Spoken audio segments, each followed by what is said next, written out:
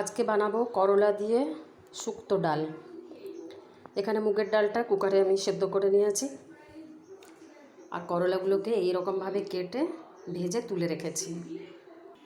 তেল গরম হয়ে গেছে, এর মধ্যে গোটা সর্ষে দিয়ে দেবো, একটা শুকনো লঙ্কা, তেজপাতা।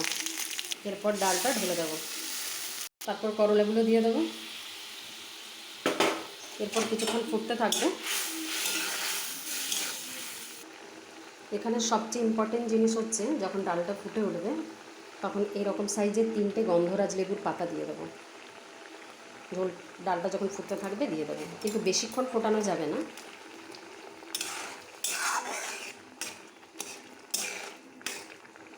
এরপর ডালটাকে নামিয়ে দেবো।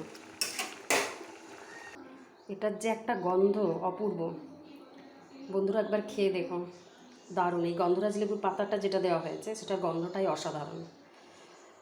হয়ে গেল তাহলে আজ আমাদের শুক্তো ডাল। চলো, টাটা।